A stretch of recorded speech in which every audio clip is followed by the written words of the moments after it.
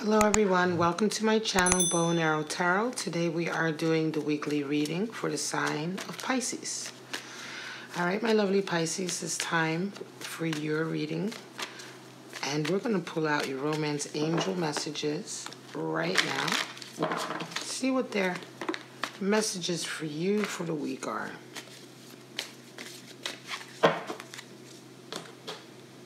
Now this reading is of course time-stamped, so you can go in the description. You can jump ahead if you like. Free yourself.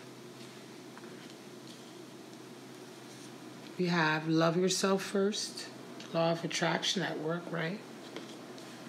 Free yourself talks about taking control of your life back, of course. And then we have very soon. Now very soon is interesting. This is one of these cards that comes up maybe once in the 12 zodiac readings here and there. I think this is probably the 5th time this card has shown up in the weekly readings. And so this indicates that as a collective, we are all about to really experience kind of a shift in terms of the time it's taking for us to manifest our goals and dreams, right? It seems to be that right now is a very fertile time. And so the cards, of course, indicates for you to clearly decide what you want so that it comes to you now. This seems to be, for my collective, a period where you all could really be taking advantage of a lot of opportunities coming in. Wheel of Fortune has indeed come up for quite a few of the readings also. So let's go ahead and pull out your animal spirits for the week, Pisces.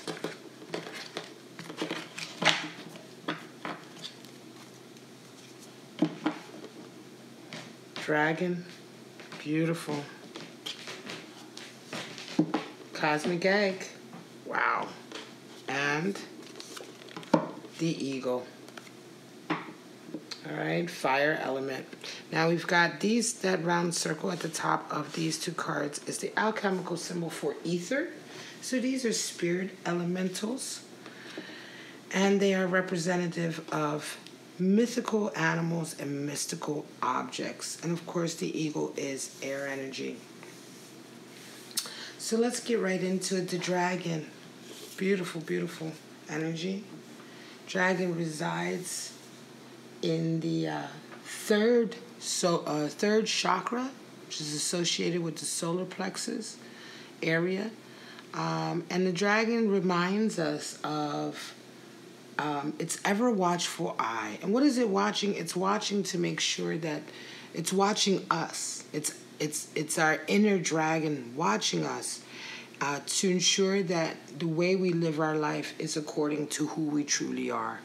It's our reminder of adhering to our moral or spiritual center, adhering to our true values, right?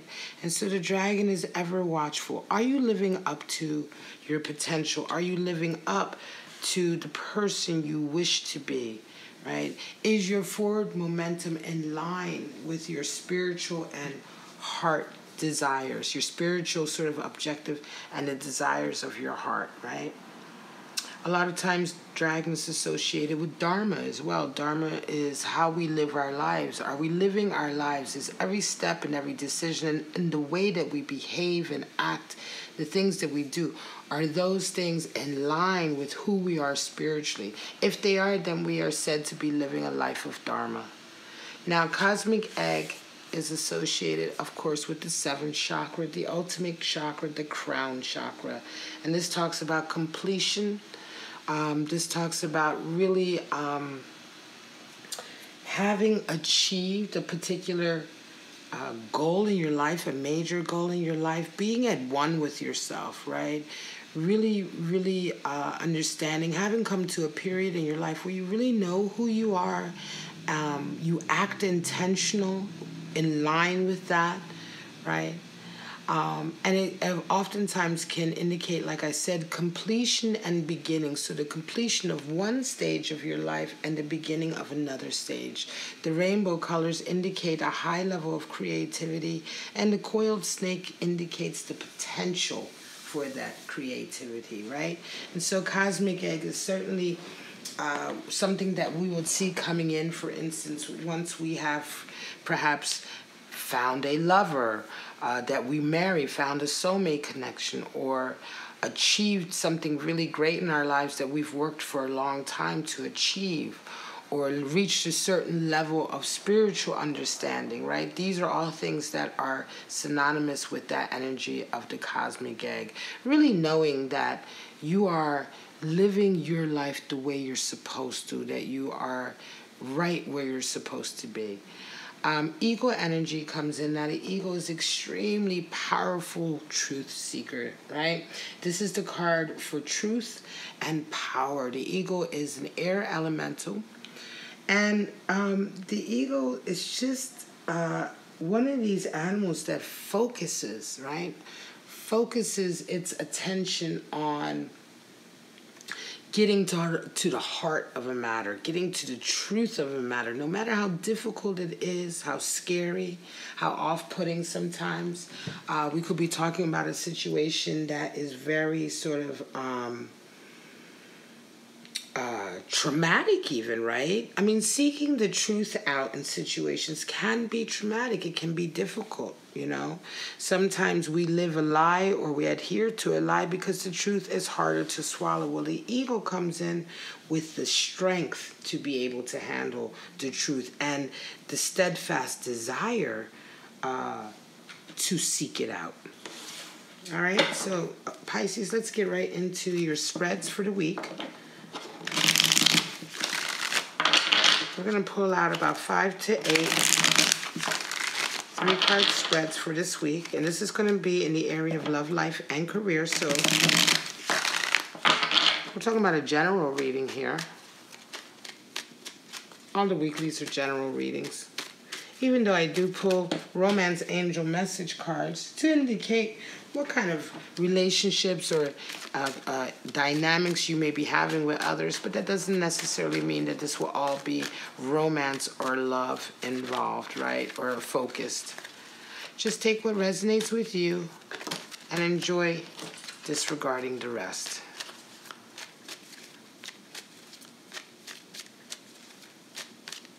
All right, Pisces, we're talking about October 6th to the 12th.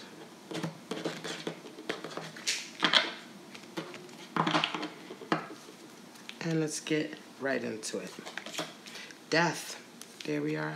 4 of Wands. 9 of Swords. So there's been a transformation most recently. I'm going to say for some of you have had a relationship that has suddenly ascended to a 4 of Wands. The relationship has really changed, right? It's almost the death of an old and the beginning of a new with this death card coming in. Death is about big change, right? And I'm going to say for some of you, Pisces, this could be, I'm going to say you could either be,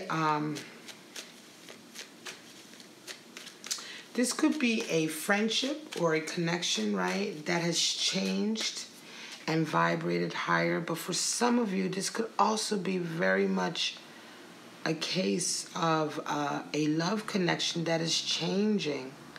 A soulmate connection that is somehow changing for whatever reason. I don't want to say that it's necessarily because anyone is cheating or being nefarious or bad to somebody else or unfair. But it's just like this happens. It just happens, right? And so for some of you, a change has been in the air, and it's really kind of threatening the stability of your relationship, and you're extremely worried about it. Now, this change that came in, it could be something outside of your relationship. It could be something to do with family and friends or work. But whatever it is, this change or this shift that has happened in your life or you and your lover's life, right, with this death card, has really come in to shake the foundations of your relationship. And this week, you're really, really worried, and you have a lot of anxiety that your relationship may not be strong enough to endure it, okay? If this is the case, if you're resonating with this kind of energy, of course, what animal spirits do we have on deck? We have the eagle. Seek out the truth. You know, remain truthful in all things, but seek out the truth, and also make sure to follow your heart and love yourself first. Whatever this change is, if your relationship could not withstand it, then although you may be feeling worried and nervous, then it wasn't meant to be. And I know that's an easy thing to say and hard to swallow, but we've all been there, right? Now, this could, one of the things here, though, with Nine of Swords is oftentimes Nine of Swords is worrying, but it's worrying really over nothing. And so even though you may be feeling like your relationship is impacted or will be impacted, for a lot of you, you're really worrying over nothing, and you're going to find that indeed your relationship is strong enough to handle the change. Lovers, Fool, and Empress. So there we go, another shift. Your connection with someone is about to go down a path. You're about to start a new path with someone. I'm going to say the Fool comes in when we have made a quantum leap in awareness and understanding. Some of you are very much with your lover, with your soulmate, with this Lover's card. Interesting. The Lover's card rarely comes up, but it's come up for a few of these weekly readings. Some of you have very strong connections, but a new path is starting, right? Cosmic egg. It could be you have this completion where you found your person, but now it's the next stage where you guys are both kind of living your life together, and it's very much a case of taking a leap of faith with the Fool, and also having that quantum leap in awareness and understanding. What's most important here, though, is that you maintain love of self, and the Empress is one of the highest cards for love of self, and she comes in to remind us that at a time like this, it is very important for you to nurture yourself first. Love yourself first. Especially if you're going to be starting a new path with somebody. Oftentimes we compensate for their comfort to make sure they're all right, when in fact what we should be doing is making sure that we are all right with everything that's happening and the shift in direction that is happening. Ace of Wands, Nine of Wands, and Three of Pentacles. So some of you are starting, indeed, a new project. I'm going to say some of you are starting something new that is really close to your heart. This could be a relationship. It could be a new project that's part of your career, right? It's a new endeavor or a new objective that you're seeking to manifest. But whatever this is, it's very close to your heart. This is, the Ace of Wands talks about great burning sort of ambition, inspiration that comes in, a drive. There's a drive to accomplish this task. Whatever this task is for you, it will be different for everyone, but it's something that's very close to who you are as a person, very close to your heart, what you feel is important. And as you take on this new challenge, you look back on some of the challenges you've been on before. You look back on some of the difficult roads that you've walked down before, and I think you remind yourself of what exactly it takes to really see something like an Ace of Wands through to being manifested, right? See it through to achieving it. So you go back and you kind of draw on your past experiences, you draw on the things that have happened before, and you really, I think in this way, you begin to also release yourself or free yourself from any hang-ups that were left over from the previous sort of the stages, right? Or I'm going to say projects, endeavors, what have you. These previous ones that you were involved with, right? An example would be like a project at work, right? A project that's very close to your heart, that's extremely creative. Well, sometimes it was very difficult for you to accomplish that project. Maybe at times you felt like you were very alone. You felt like you were the only one who could make it work or make it happen. You didn't have a whole lot of help. And so some of the things, you may have indeed accomplished that. You may have finished the project and accomplished your goal, but the trials and tribulations associated with it may have left some baggage behind, right? Some self-esteem issues, some self-confidence issues, maybe even a little bit of bitterness about working with certain people or whatever the case may be. But those things that are left over from that period and that experience, right, are the things that you're kind of reevaluating this week, and you certainly need to let go of. Because if you want to make the most of this new endeavor, you have to let go of the baggage from the past.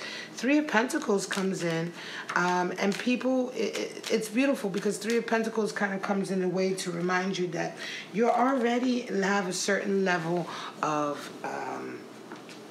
you've already achieved a certain level of success. You know what to do. You know how to get, you know what I mean? Like this Three of Pentacles, in a sense, is like, here you are exercising what you've learned before, right? And especially with a career or a project that is close to you, something that is certainly brings in your finance, your abundance, certainly associated with your status or your financial ability or stability, rather, right? But you realize that these things that you've learned here and that you're exhibiting here in your career are all the things that you need to apply to this Ace of Wands, okay? It's those things that you need to apply in terms of your self-esteem and self-confidence, because with this Three of Pentacles here, you see, you have the reaffirmation of people around you. They're coming to you and telling you, you do great work. You're a master at your craft. We want you to work for us. And so all of this, right, which is a real feel-good factor in a way, right, a real booster, is what is called for to help you sort of banish the baggage of the past and really seize this new opportunity. Chariot, King of Swords, and Three of Swords. So there you go. Some of you are engaging on, again, this is a week of new stages, new paths, new dreams being followed by people. Chariot, again, indicates that you are about to engage on a journey to achieve something really, really close to your heart, Pisces, or something that's really, really important to you.